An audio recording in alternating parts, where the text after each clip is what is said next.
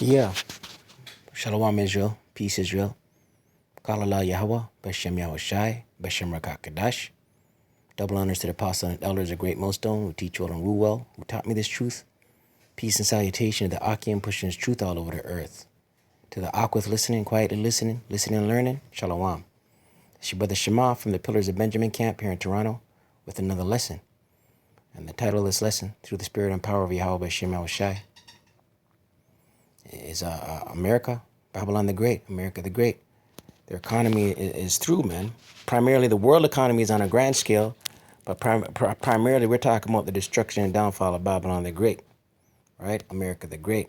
But yeah, we'll watch this lesson. We'll grab a couple of precepts as we go along. We'll pause it and we'll hit some precepts, right? Through the Spirit and Power of YaHaWah BaHaSham YaHaWaShi, right? But this is an interview on CNBC with economist Mohammed El-Erian, Chief Economic Advisor at Allianz and former CEO of PIMCO, I believe it is, right? But yeah, we'll watch a video and we'll hit some precepts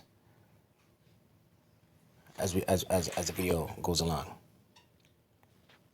We're interviewing some of the top minds in economics to get a sense of what's next for the global economy and financial markets. Today we're talking to Mohammed El-Erian. He's the Chief Economic Advisor at Allianz and the former CEO of PIMCO. Mohammed, thank you so much for joining us today. I want to start out with your outlook for the economy overall. How long is it going to take for the global economy to get back to normal? If we don't get specific policies that we can talk about, it will be a long and rather flattish recovery. And we have to understand that we're going to come from levels that will still be eye-popping, notwithstanding really horrible numbers we've seen so far.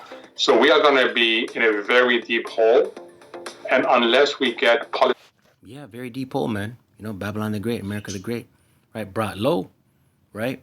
And so it's only going to wax worse and worse. You know what I mean?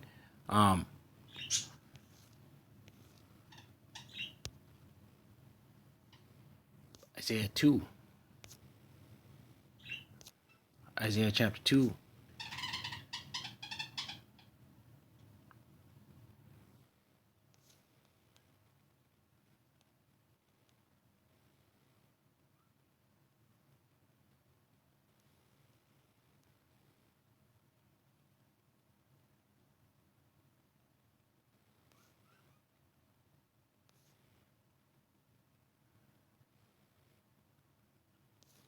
Isaiah chapter 2, verse 7. Their land is full of silver and gold, neither is there any end of their treasures. Their land is also full of horses, neither is there any end of their chariots. Right? Babylon the Great, man. Mighty, full of treasures, full of chariots, military might, full of silver and gold, right? America the Great, Babylon the Great. Their land is also full of idols, right? All kinds of idols and false doctrine. They worship the work of their own hands, that which their own fingers have made. And the mean man boweth down, and the great man humbleth himself, therefore forgive them not.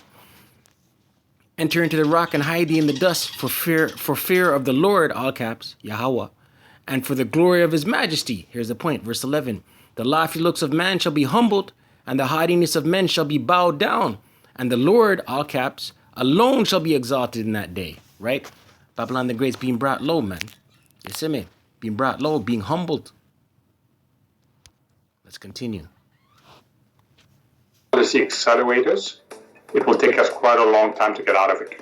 Are there parts of the economy that you think might never return to what we would see as normal? So there are going to be a very wide range of winners and losers in this economy, not only among companies, but also, unfortunately, among people, with the most vulnerable segment being most at risk. So let's talk about some of the policies that are necessary then to try to address that inequality. You've got to address productivity. It's about infrastructure. It's about retooling and retraining of labor. You've got to address household economic insecurity. It's about better safety nets. And then you've got to do something about globalization. It's one thing to deglobalize. It's another thing to deglobalize in a disorderly fashion.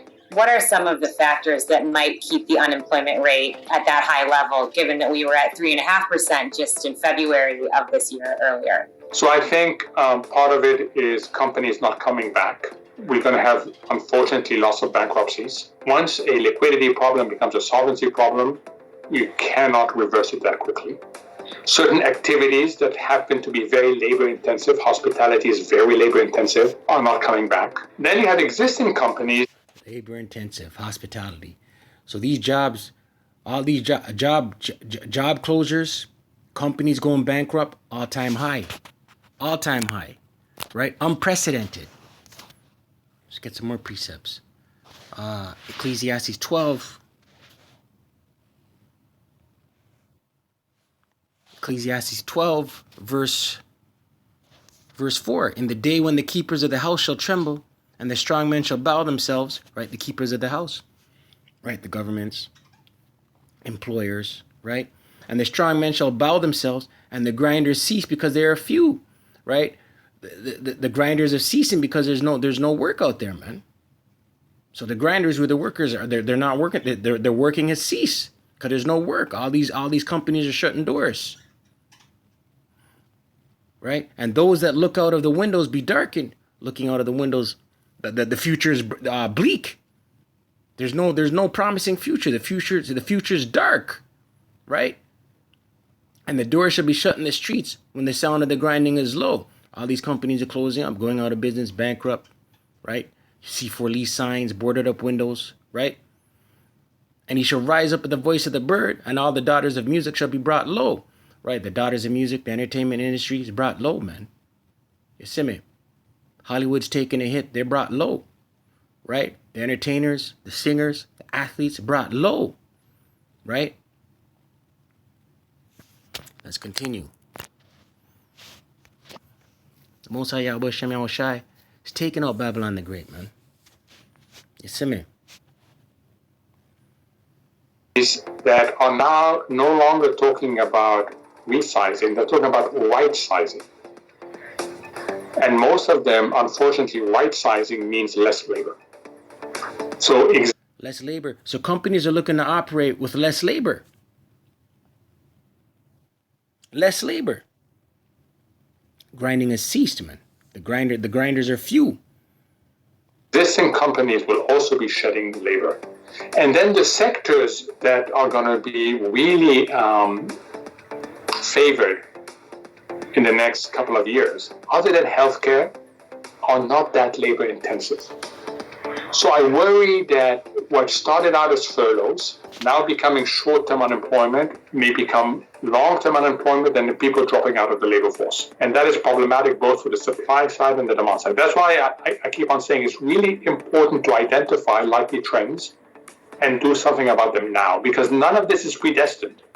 We have the tools to address these things, but we have to change our mindset. So the Fed has tried. It's all predestined. The Most High YaHaWaShi, it's all predestined. This is all prophecy. You see me? To address some of the demand side with rates at zero and these trillions of dollars in stimulus. Is this the Fed's job to continue trying to stimulate the economy going forward? It is certainly not the Fed's job.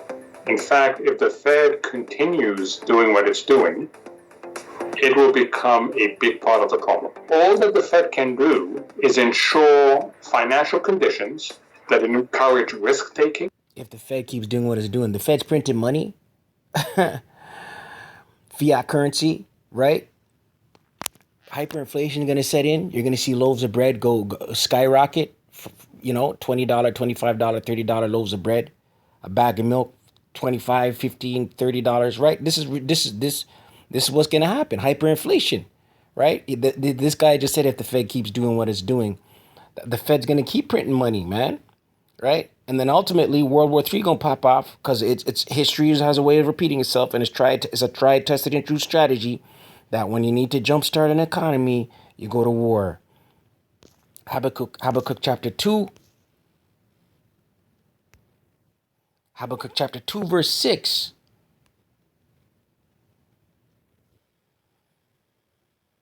Shall not all these take up a parable against him, and a taunting proverb against him? Right? America the Great. All these other nations are all eyes on America the Great, Babylon the Great, and say, woe to him that increases that which is not his. right? Destruction to him. All eyes is on Babylon the Great. How long? And to him that ladeth himself with thick clay, debt. The Hebrew word thick clay is debt. America the Great, Babylon the Great's in trillions of dollars of debt. I believe the number's like 26, 27 trillion dollars worth of debt, man. You know what I mean? Right? All eyes is on Babylon the Great, man. You know? The third world countries are all looking. Isaiah 14, verse 10. Right? The third world countries are all looking. Isaiah 14, verse 10.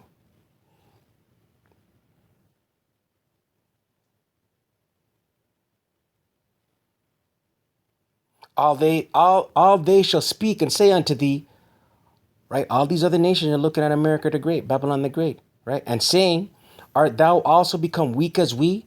Art thou become like unto us, right? The pomp, Babylon the Great, the pomp is ceased, man, right? These other nations are looking and saying, art thou become likened unto thee, right? Some of these third world countries. Let's continue. Encourage companies to borrow. Why? The hope that the more risk we take, we boost up asset prices. The more we encouraging companies to borrow. We just addressed that in Habakkuk chapter 2, verse 6, right? Laden with thick clay, right? America the Great. Boost up asset prices, the better off we feel. And the better off we feel, the more we consume. The wealth effect. And then on the other side, the hope is by making bond financing really cheap, it will encourage companies to borrow in order to invest. But what we've discovered is that when that happens and the underlying economy is not fixed, companies borrow for debt buybacks, for stock buybacks. They borrow for financial engineering, basically. And people take on too much risk.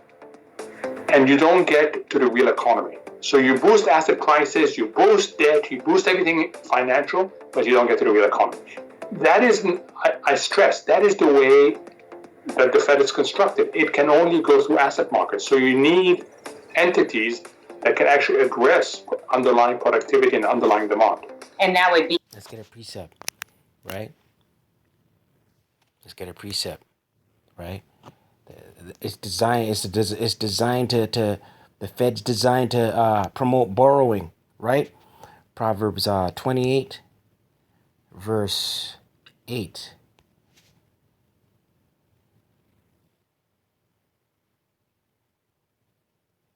He that by usury and unjust gain increases its substance.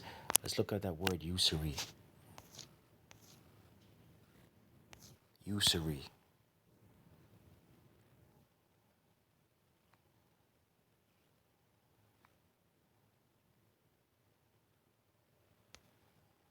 Usury. Just here to edify, you know. Halal, YaHaWah, YaHaWaShi, BaHaSham, Qadash. Usury. Practice of lending money. Con. Practice of lending money at interest, later at excessive rates of interest. Right. Payment for the use of money. Right. Lending. Right. They put a tax, they put an interest rate on it. we charge you to lend you this. We charge you to lend you this money. Proverbs 28, verse 8, and it reads, he that by usury and unjust gain increases his substance, right? Usury and unjust gain, Babylon the Great, man, right? Increased his substance by these tactics. Unjust gain and usury, taxing you to lend you money, right? He shall gather for him that will pity the poor. It's just listen. It's gonna flow up. It's gonna blow away in the wind. Right? You're gathering it for him that pities the poor. Right? You're gathering it for him that will pity the poor. Right? For the poor, for a man that's gonna give it to the poor.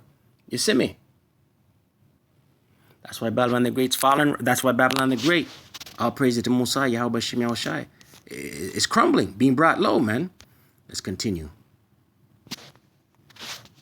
be Congress or state governments, or where would that kind of come in then? Whose job would that fall to?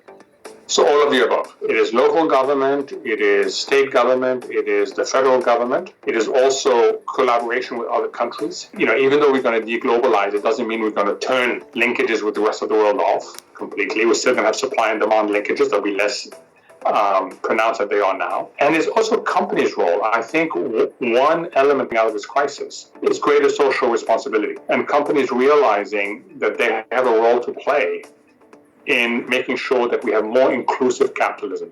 You've talked about the disconnect that we've seen in the real economy and the financial markets. Is that primarily because of the Fed? Are there other factors at play? And how can the average American understand why the stock market is booming while there are 40 million people who don't have jobs right now? Yeah, I mean, it's something that's actually hard to explain. I get asked that question all the time. And the easy answer is the markets are not the economy. But then people press you, but aren't you investing in companies? And don't companies operate in the economy? And you say yes. And then the next easy answer is James chapter 5. James chapter 5.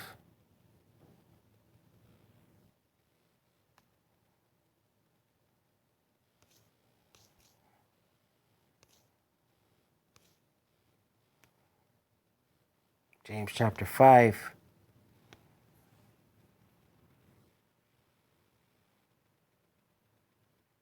James chapter 5 verse 1. Go to now, ye rich men, weep and howl.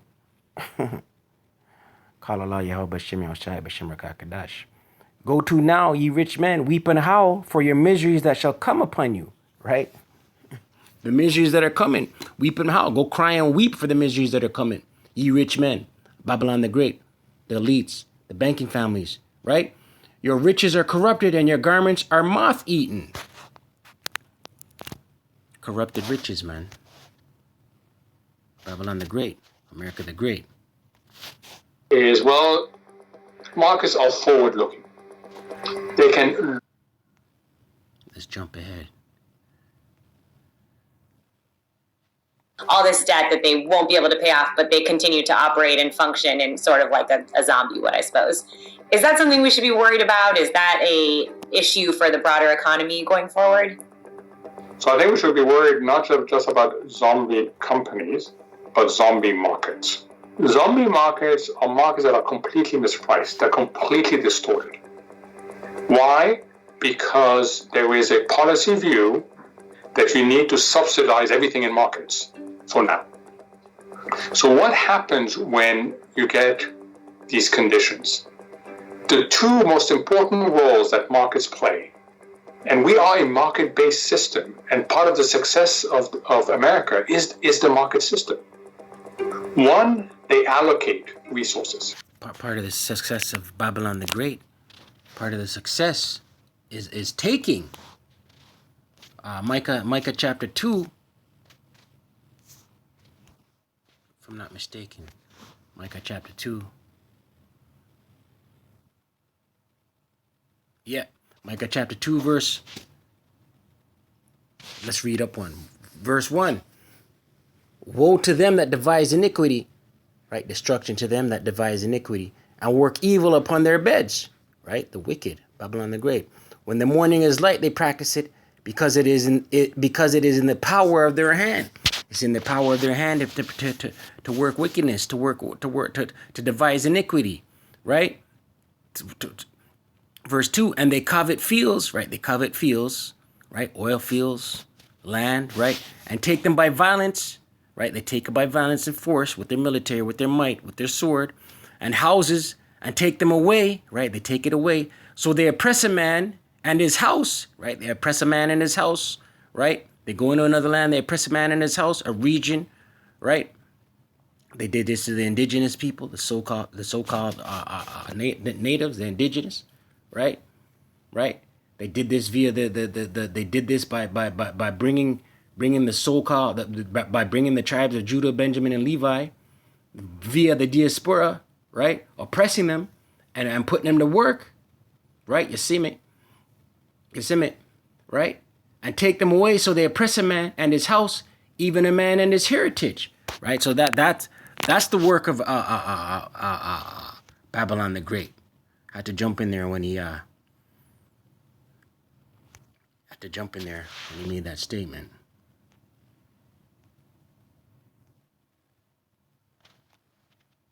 They allocate resources. So think of the stock market.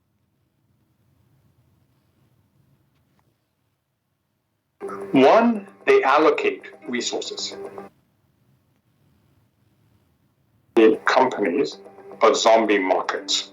Zombie markets are markets that are completely mispriced. They're completely distorted. Why? Because there is a policy view that you need to subsidize everything in markets for now. So what happens when you get these conditions? The two most important roles that markets play, and we are a market-based system, and part of the success of America is the market system. One, they allocate resources. So think of the stock market. You allocate uses of funds with sources of funds. And if you price that well, you get an efficient outcome. So the first thing you do is you destroy the efficient allocation of capital across the country. The second thing you do is you destroy the price signaling. So people no longer care about fundamentals. Does the globalization piece fall on the companies then? Because companies are seemingly the ones who are saying, we're going to try to move our supply chains back. They are getting pressure from people in Washington to do so as well. So whose job is it to try to address the fallout and how to make that even happen in the first place? So what makes this distinct is that all three segments of society will be pushing for deglobalization. Governments, companies, and households. This is very different from the first two shocks to globalization. The first in 2010 was a household-led shock. If you remember, it was led by people who felt alienated and marginalized by globalization. The second shock to globalization came in 2017-18. That was a government-led shock. This one is going to involve companies, like you just said, governments as well. We're going to have a massive blame game. Governments are going to be very keen in certain priority sector onshoring their supply. What you're going to hear over and over again is we needed to localize our supply chains. And then households. I fear that unemployment may be 10% still by the end of the year. That is not an environment where the household sector embraces globalization. So what makes this different is that every segment of society will be a driver of deglobalization. And what do you see as the biggest risk to the global economy going forward in the next 6 months and then maybe in the longer term too? So I think the next 6 months is going to be lack of synchronization. It's hard enough restarting an economy. When I warned on CNBC in the beginning of... Babylon is broken. The city of confusion. Let's get that. Isaiah chapter 24, verse 10. And it reads, the city of confusion is broken down. Every house is shut up, that no man may come in. There's a crying for wine in the streets. All joy is darkened. The mirth of the land is gone, right? People want answers. People don't know what's going on. There's no more mirth. There's no more joy. It's all darkened.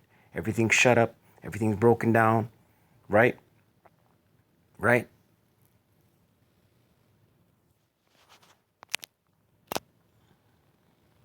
Let's continue.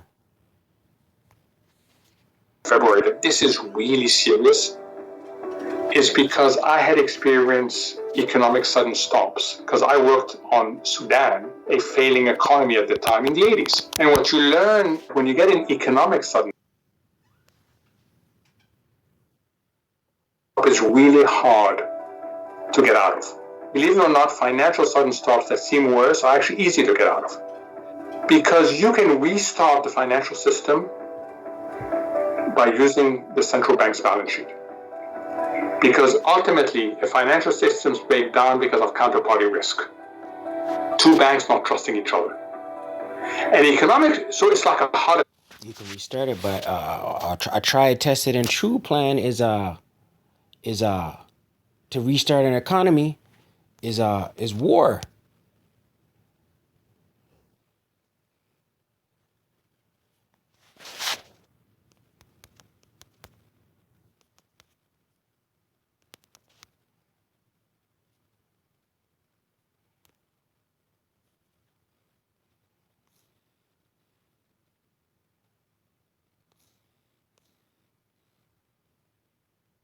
Revelation 11 verse 14.